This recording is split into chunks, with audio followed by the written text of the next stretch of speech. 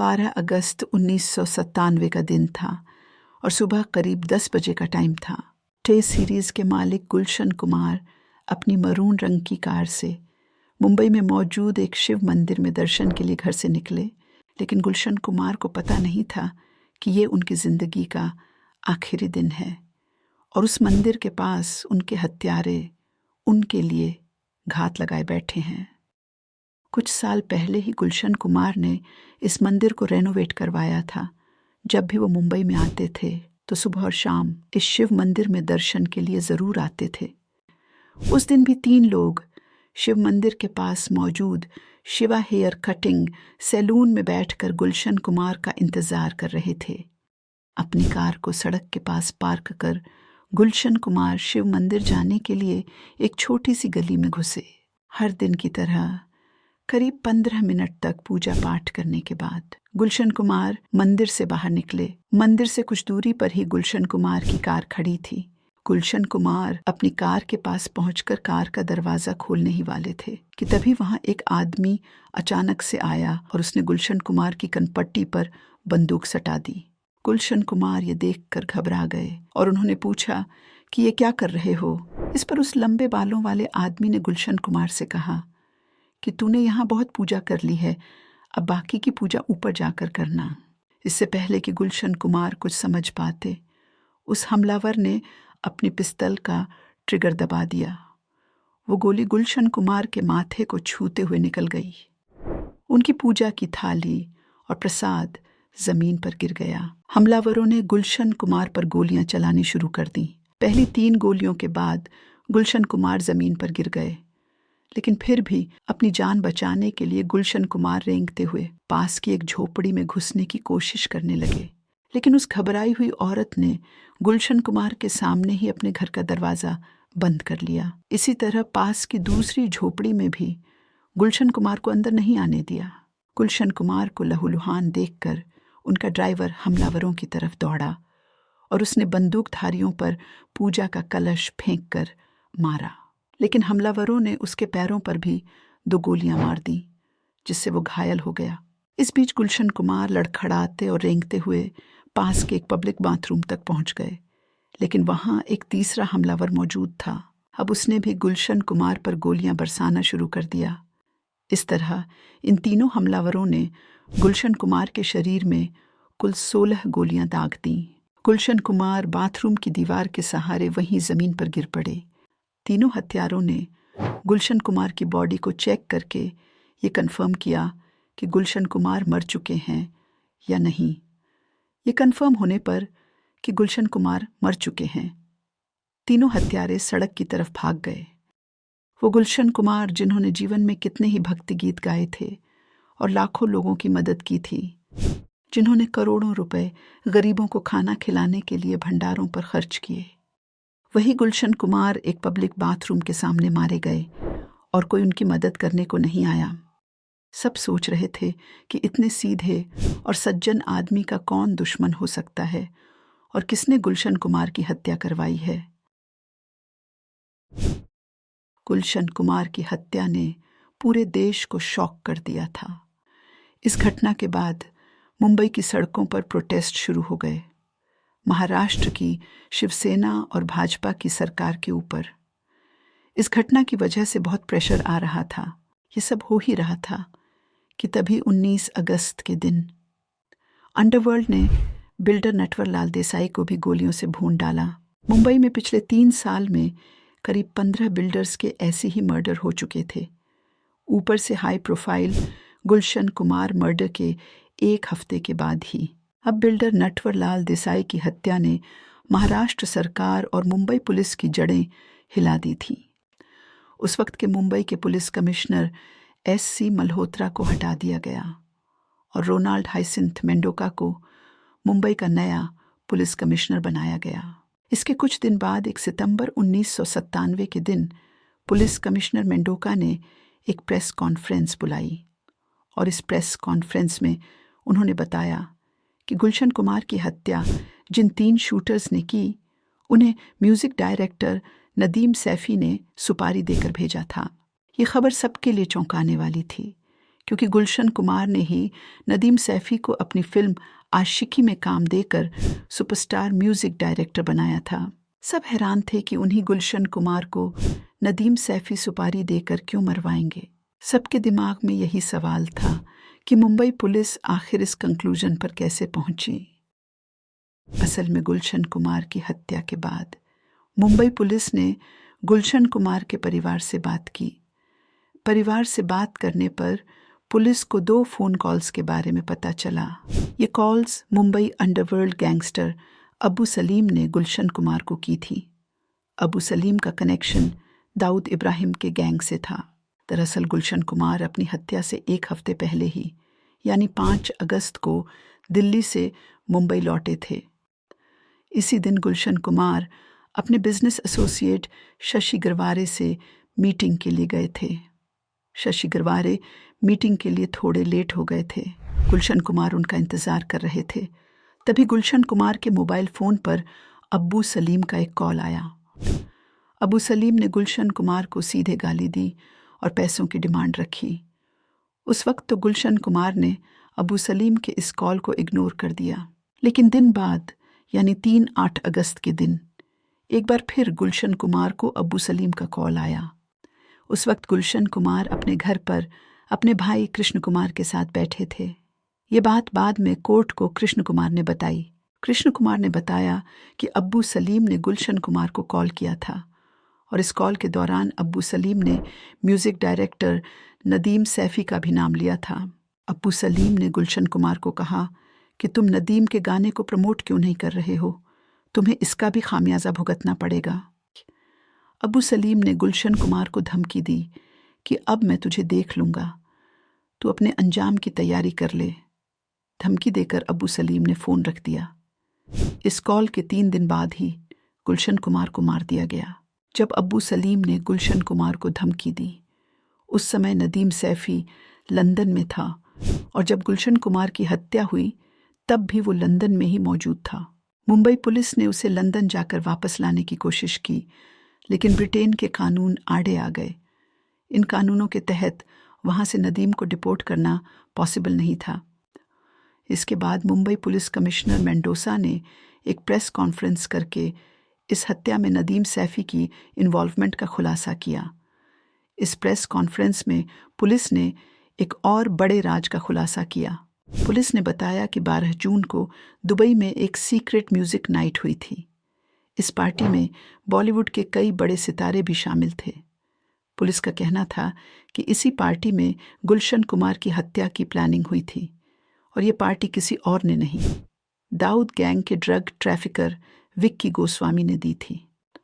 Gulshan Kumar T series के मालिक थे और उस वक्त उनका मुकाबला टिप्स म्यूज़िक से था। इस केस के बाद मुंबई पुलिस ने टिप्स म्यूज़िक के मालिक रमेश तोरानी को अरेस्ट कर लिया। पुलिस ने ये अरेस्ट रमेश तोरानी के ड्राइवर के बयान पर किया था। ड्राइवर ने यह दावा किया था कि उसने अपनी आंखों से रमेश तोरानी को अब्बू सलीम के एक हवाला एजेंट को 25 लाख की रकम कैश में देते देखा था। जब ये लेन देन हुआ तब उस वक्त संगीतकार नदीम सैफ़ी भी वहीं मौजूद था।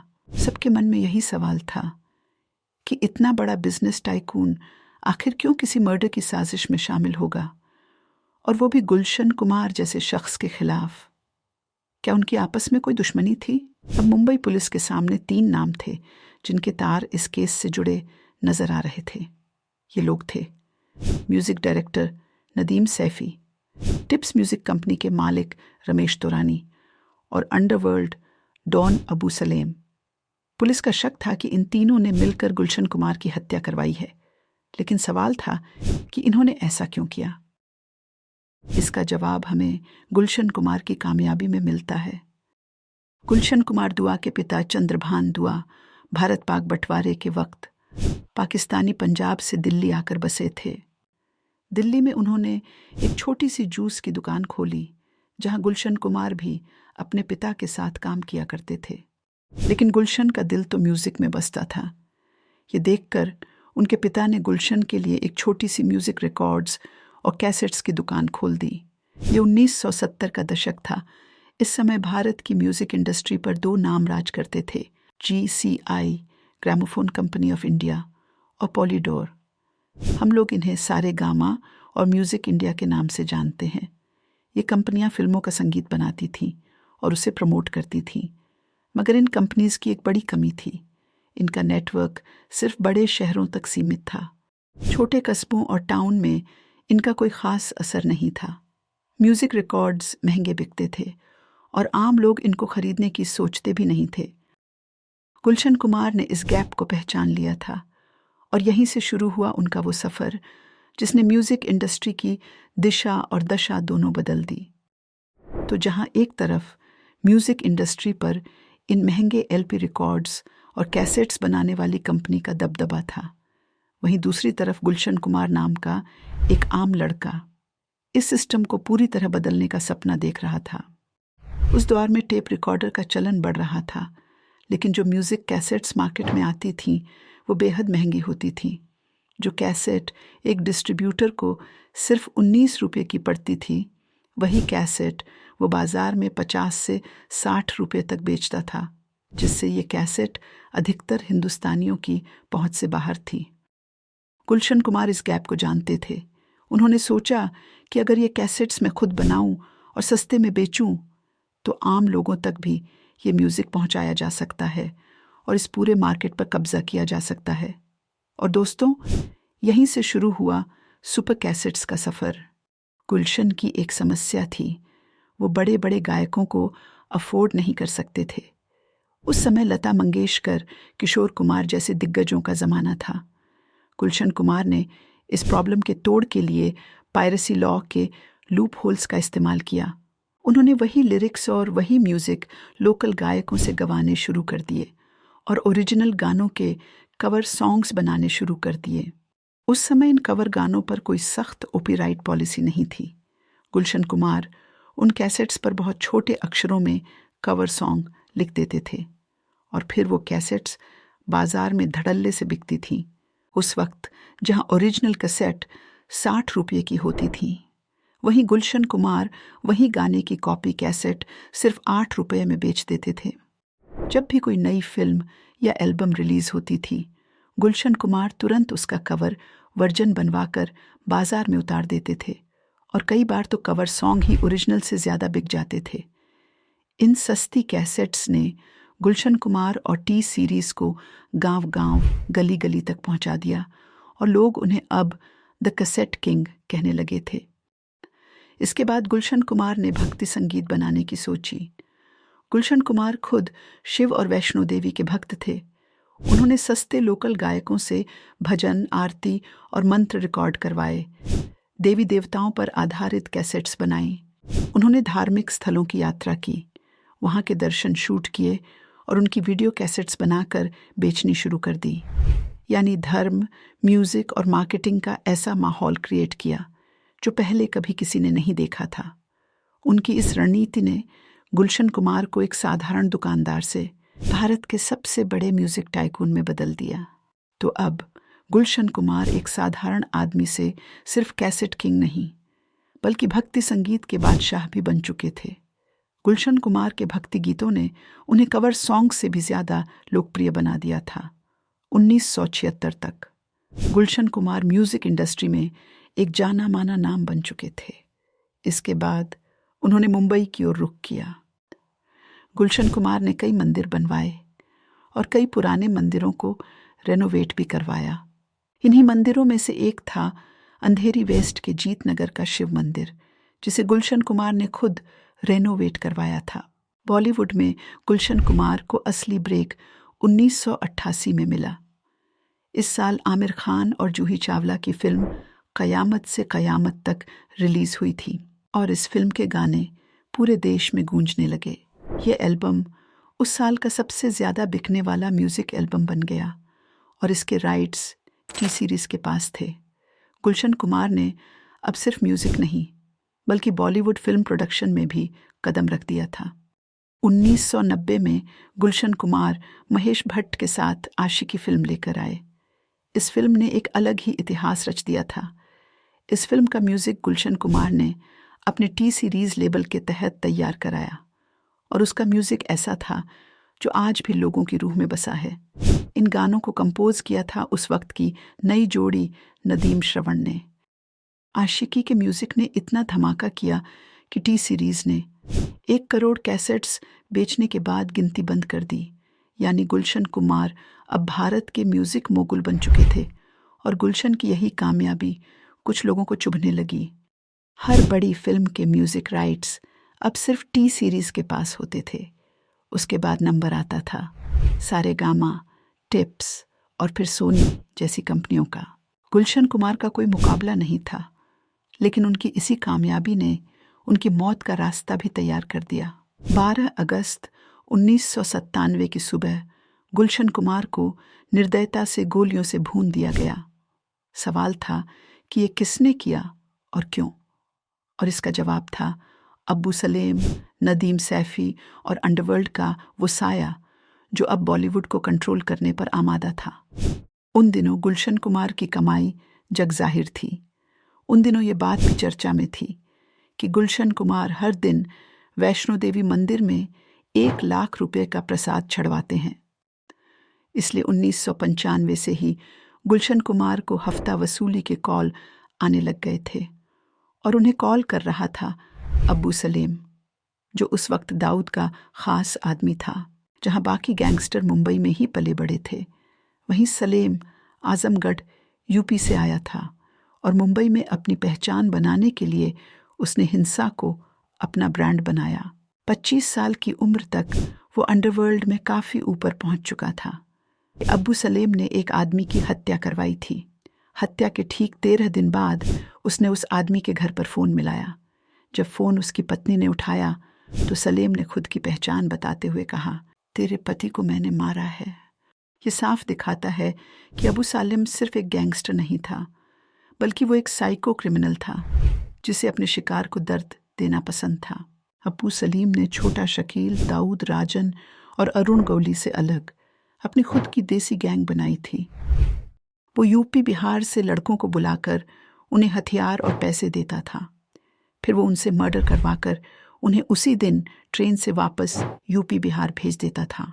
इन लड़कों का मुंबई पुलिस के पास कोई क्राइम रिकॉर्ड नहीं होता था, क्योंकि ये बाहर से आते थे और काम करने के बाद वापस चले जाते थे। इसीलिए ये कभी पकड़े भी नहीं जाते थे। और इसी अबू सलेम की ईगो को गुलशन कुमार ने छेड़ दिया था। फ़ोन पर अबू सलेम ने गुलशन कुमार को कहा था, तुम मंदिर में लाखों का चढ़ावा चढ़ाते हो, थोड़ा चढ़ावा हमें भी चढ़ा दो। अबू सलेम ने गुलशन कुमार से हर महीने 5 लाख रुपये की प्रोटेक्शन मनी की मांग की थी। कहते हैं कि शुरुआत में गुलशन कुमार ने अबू सलेम को पैसे भेजे भी थे, लेकिन फिर अबू सलेम ने अपनी डिमांड बढ़ा दी। जब डिमांड बढ़ने लगी तो गुलशन कुमार ने पैसे देने से इनकार कर दिया। गुलशन ने अबू सलेम की कॉल्स को नज़रअंदाज करना शुरू कर दिया था और यही बात अबू सलेम के लिए ईगो का मसला बन गई। गुलशन कुमार अकेले नहीं थे जिन पर अबू सलेम की नज़र थी। उसने सुभाष घई और राजीव राय जैसे बॉलीवुड के कई नामी डायरेक्टर्स और प्रोड्यूसर्स को भी धमकाया था। 5 अगस्त 1997 को इंडियन एक्सप्रेस के एक रिपोर्टर ने दुबई में बैठे अबू सलेम से फ़ोन पर बात की। उसने अबू सलेम से पूछा कि क्या राजीव राय और सुभाष घई पर हुए हमले उसके कहने पर हुए थे। तो इसके जवाब में सलीम ने कहा कि हाँ, ये हमला उसने सिर्फ डराने के लिए कराया था। असली हमला 1 हफ्ते बाद होगा। उस दिन हम एक बहुत बड़ी हस्ती को मारेंगे और ये पूरी फिल्म इंडस्ट्री के लिए एक वार्निंग होगी। रिपोर्टर ये बात सुनकर घबरा गया और उसने सीधा ये इन्फॉर्मेशन मुंबई पुलिस की क्राइम ब्रांच को जाकर दे दी। मुंबई पुलिस एकदम अलर्ट मोड में आ गई और उन्होंने बॉलीवुड की कई बड़ी हस्तियों को इमरजेंसी सिक्योरिटी दे दी। लेकिन मुंबई पुलिस की इस लिस्ट में गुलशन कुमार का नाम ही नहीं था। एक ऐसा इंसान जो रोज़ अंडरवर्ल्ड की धमकियां पा रहा था और उन धमकियों को नज़रअंदाज कर रहा था, जो हर रोज़ वैष्णो देवी में लाखों का चढ़ावा चढ़ाता था, जिसके पास करोड़ों की कंपनी थी। उसके लिए कोई सुरक्षा इंतज़ाम नहीं किया गया और शायद यहीं से नियति ने अपनी खामोश गिनती शुरू कर दी थी। एक ऐसा नाम जो बॉलीवुड का सिरमौर था, अबू सलेम की बंदूक का अगला निशाना बनने जा रहा था। 5 अगस्त 1997 का दिन था जब इंडियन एक्सप्रेस के रिपोर्टर ने दुबई में बैठे अबू सालेम से बातचीत की थी, और उसी दिन गुलशन कुमार के पास भी अबू सालेम का फ़ोन आया था। फ़ोन पर अबू सलेम ने उन्हें फिर वही एक्सटॉर्शन वाली धमकी दी। गुलशन कुमार ने फ़ोन कट कर दिया, लेकिन उन्होंने पुलिस को इन्फॉर्म नहीं किया, क्योंकि उन्होंने सोचा कि अगर वो पुलिस से शिकायत करेंगे तो ये सीधा अंडरवर्ल्ड से भिड़ने वाली बात हो जाएगी, और वो ऐसी टक्कर नहीं चाहते थे। उनके भाई कृष्ण कुमार ने उन्हें बार बार समझाया कि हमें पुलिस को बताना चाहिए, मगर गुलशन कुमार अपनी ज़िद पर अड़े रहे। उन्होंने कहा कि मैं किसी से नहीं डरता, लेकिन मैं लड़ाई नहीं चाहता। और सिर्फ 1 हफ्ते बाद 12 अगस्त 1997 की सुबह अब्बू सलीम के शूटर्स ने गुलशन कुमार को सरेआम गोलियों से छलनी कर दिया। इस मर्डर में अब्बू सलीम का नाम क्यों आया, ये तो समझ में आ गया कि वो गुलशन कुमार से वसूली कर रहा था, लेकिन इस मर्डर में नदीम सैफ़ी का नाम कैसे और क्यों आया, चलिए वो भी जान लेते हैं। गुलशन कुमार के भाई कृष्ण कुमार ने कोर्ट में बयान दिया जब गुलशन कुमार ने नदीम सैफ़ी की एल्बम हाय अजनबी के राइट्स खरीदने से इनकार किया था, तो नदीम सैफ़ी ने गुलशन कुमार को खुलेआम धमकी देते हुए कहा था कि मैं तुम्हें देख लूँगा। इतना ही नहीं, कृष्ण कुमार ने अपने बयान में ये भी कहा कि अबू सलेम ने न सिर्फ वसूली की बात की, बल्कि उसने उस कॉल में नदीम सैफ़ी का नाम लेकर गुलशन कुमार से कहा था कि तुमने उसकी एल्बम का प्रमोशन क्यों नहीं किया, तुम्हें इसका अंजाम भुगतना पड़ेगा। और उस कॉल के ठीक 3 दिन बाद 12 अगस्त की सुबह गुलशन कुमार को गोलियों से भूनकर मार दिया गया। इसी लिंक ने मुंबई पुलिस को यह मानने पर मजबूर कर दिया कि नदीम सैफ़ी भी इस साजिश का हिस्सा हो सकता है। गुलशन और नदीम का रिश्ता उस वक्त बिगड़ने लगा जब नदीम श्रवण ने टी सीरीज़ छोड़कर टिप्स और वीनस जैसी दूसरी कंपनियों के साथ काम करना शुरू कर दिया था। हालांकि थोड़े समय बाद दोनों में सुलह हो गई, और टी सीरीज़ ने ही नदीम की वो विवादित एल्बम हाय अजनबी बनाई, जिसमें नदीम खुद गायक बने, लेकिन एल्बम बुरी तरह फ्लॉप हो गई। इससे नदीम को लगा कि गुलशन ने जानबूझकर एल्बम को सही से प्रमोट नहीं किया।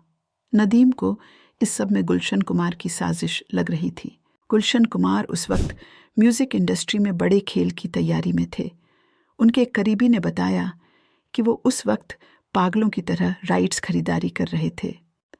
उन्होंने 2 दर्जन से ज़्यादा फिल्मों के म्यूज़िक राइट्स खरीद लिए थे। इनमें से कुछ फिल्मों के म्यूज़िक डायरेक्शन के लिए नदीम श्रवण को चुना गया था, लेकिन बाद में गुलशन कुमार ने उन्हें इन फिल्मों से हटा दिया था। इसके अलावा उन्होंने उन फिल्म्स के म्यूज़िक राइट्स खरीदने से इनकार कर दिया जिनमें नदीम श्रवण की जोड़ी ने म्यूज़िक दिया था।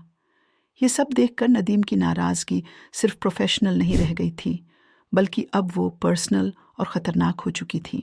अबू सलेम और नदीम के अलावा गुलशन कुमार की हत्या की साजिश में एक तीसरा नाम भी लगातार उभर रहा था। वो था टिप्स म्यूज़िक कंपनी के मालिक रमेश तौरानी का नाम। मुंबई पुलिस का दावा था कि रमेश तौरानी ने नदीम सैफ़ी के साथ मिलकर 25 लाख रुपये में गुलशन कुमार की हत्या की सुपारी दी थी। उस दौर में बॉलीवुड के म्यूज़िक पर टिप्स, वीनस, सारेगामा, सोनी जैसी कुछ चुनिंदा कंपनियों का वर्चस्व था। इन कंपनियों ने मिलकर एक कार्टेल बना रखा था। कौन सी फिल्म में कौन सा सिंगर गाएगा, कौन सा म्यूज़िक डायरेक्टर काम करेगा, कौन सी कंपनी किस फिल्म के राइट्स लेगी, सब कुछ आपसी समझ से तय होता था। और यहीं गुलशन कुमार एक बाकी की तरह सामने आए और उन्होंने इस कार्टेल को तोड़ डाला। 1.5 करोड़ के राइट्स की बोली में वो 2 से 2.5 करोड़ तक ऑफर करते थे। इंडस्ट्री में उनके डोमिनेशन से टिप्स और वीनस जैसी कंपनियों की हालत डगमगाने लगी थी, और गुलशन कुमार की इसी पावर ने इंडस्ट्री में उनके दुश्मन बढ़ा दिए थे। मुंबई पुलिस की जांच के अनुसार गुलशन कुमार की हत्या की साजिश दुबई में रची गई थी। ये सब उस सीक्रेट म्यूज़िक नाइट में हुआ था जिसमें बॉलीवुड के बड़े सितारे भी मौजूद थे। इस पार्टी में अबू सालेम, दाऊद इब्राहिम और वो म्यूज़िक कंपनियां शामिल थीं जिनका धंधा गुलशन कुमार की वजह से चौपट हो रहा था। इसी जगह तय हुआ कि गुलशन कुमार को ख़त्म किया जाएगा। दाऊद ने गुलशन कुमार को मारने की जिम्मेदारी अब्दुल रऊफ़ मर्चेंट को दी। रूफ़ के साथ प्लान में उसका भाई राशिद मर्चेंट भी एक बैकअप शूटर के तौर पर शामिल था। अब ये मर्चेंट ब्रदर्स कौन थे? गुलशन कुमार को मारने के लिए इन्हीं को क्यों चुना गया था? अप्रैल 1997 की बात है। दुबई में एक मीटिंग थी। अब्दुल रऊफ़ को भी वहाँ बुलाया गया। वहाँ पहले से नदीम सैफ़ी और अब्बू सलेम मौजूद थे। कुछ देर में अनीस आया और तब अब्बू सलेम ने रऊफ़ से कहा कि तुझे गुल्लू यानी गुलशन कुमार को ख़त्म करना है। मीटिंग के बाद रऊफ़ मुंबई वापस आ गया। क्यूम से उसे इस काम के लिए 2500 दिरहम मिले। रेखी के लिए उसे मारुति 800 कार दी गई। अंधेरी वेस्ट के जीत नगर स्थित शिव मंदिर के पास रेखी शुरू की गई। 1 महीने तक रऊफ़ की टीम ने गुलशन कुमार की मूवमेंट को ट्रैक किया। 12 अगस्त की सुबह रऊफ़, राशिद और आदिल मंदिर के पास पहुंचे। आदिल ने अबू सलेम को रिपोर्ट किया कि आज गुलशन कुमार अकेला है, उसके साथ कोई बॉडीगार्ड नहीं है। इस पर अबू सलेम ने कहा कि तुम अपना फ़ोन ऑन रखना ताकि उसकी चीखें सुन सकूं। फिर इसके बाद गोलियां चलीं। गुलशन कुमार को कुल 16 गोलियां मारी गई। गुलशन कुमार वहीं मारे गए। रऊफ़ कोलकाता भाग गया।